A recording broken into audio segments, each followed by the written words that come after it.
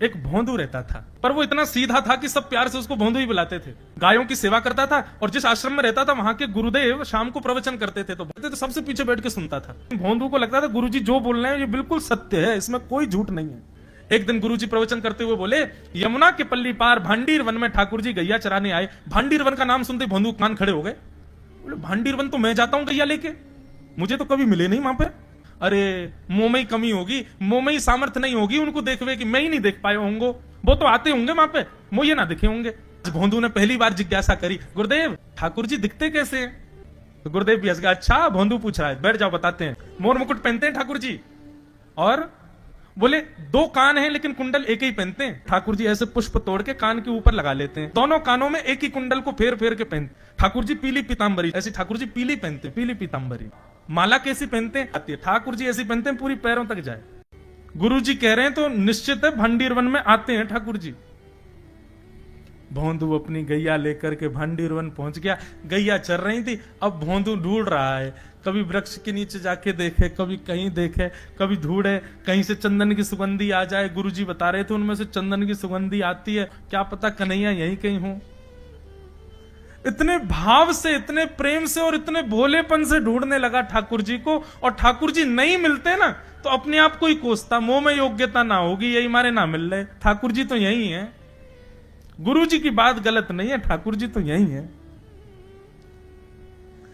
उसके उस सहज भाव पर, उसके उस सरल भोंदू पने पर ठाकुर जी रीझ गए। और इतने में ही भोंदू हताश निराश उदास बैठा था, खुद को कोस रहा था, मुंह में योग्यता ना है, मुंह ठाकुर जी मिलना है रहे। इतने में ही देखा सामने से असंख्य गायों का झुंड आ रहा है। तभी देख रहा है भोंदू पीतांबरी पहनी है, गले में वैजंती माला धारण की है, सिर पर पाग पहनी है, एक कान में कुंडल है, मंद मंद मुस्कुरा करके दतुइयां दिखा रहे हैं, कटाक्ष नेत्रों से कभी इधर देख रहे हैं कभी उधर देख रहे हैं, अपनी वेणु को कमर में कस करके गैयाओं के गले में गलवैयां डाल करके श्याम सुंदर भोंदू की तरफ चलते भय आ रहे हैं। ये दृश्य देख करके हाथ पांव कांपने लगे भोंदू के। उसको लगा मेरे पास तो आएंगे ही नहीं है, वहीं से मुड़ जाएंगे, अब मैं उनके पास जाके उनको असहज नहीं करूंगा, यहीं से देख लूं, यहीं से प्रणाम कर लूं। लेकिन जैसे जैसे प्रणाम करके ऊपर देखता ठाकुर जी और पास आ रहे हैं, और पास आ रहे हैं, और पास आ रहे हैं। जैसे ही ठाकुर जी आकर के बैठे, भोंदू के पास शब्द नहीं है, हाथ पैर कंपित हो रहे हैं, उसको सूझ ही नहीं रहा करूं क्या मैं, इनके लिए क्या बिछाऊं, कहां बैठाऊं। ठाकुर जी ने अपने आप ही भोंदू के गले में हाथ डाली, अरे तेरा नाम कहा है?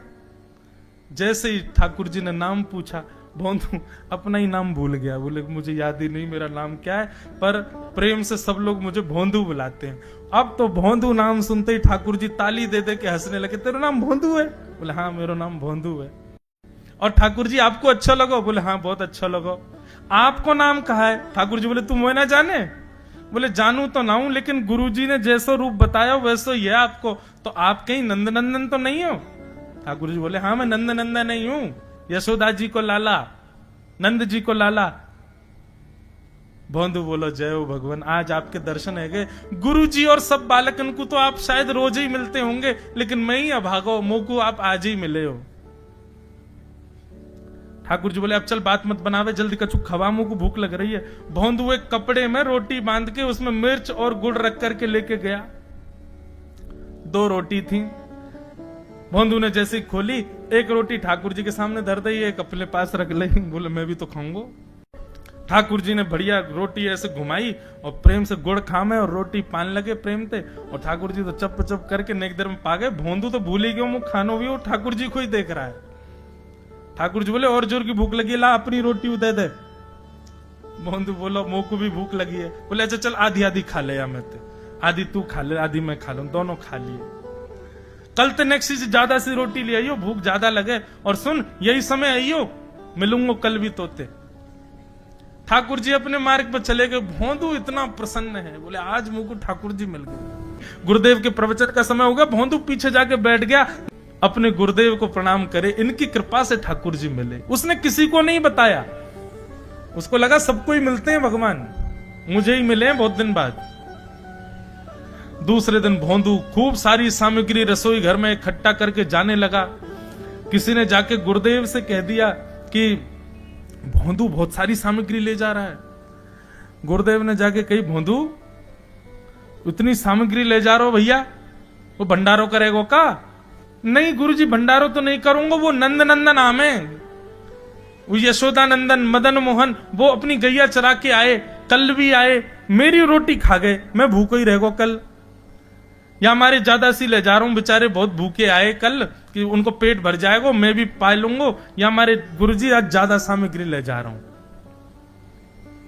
गुरुदेव ने मन में सोचा, ये बात कोई और कहे तो अविश्वास किया जा सकता है, लेकिन भोंदू झूठ नहीं बोलता। गुरुदेव बोले, सुन सुन इधर बैठ, ठाकुर जी आए थे। बोले हाँ। अच्छा, उनका रूप कैसा था? जैसा रूप आपने बताया था ना गुरुजी, बिल्कुल वैसा, ऐसे कटाक्ष नेत्र, मोती जैसे दांत, ठाकुर जी की मुस्कान ऐसी, पाग ऐसी, कान ऐसे।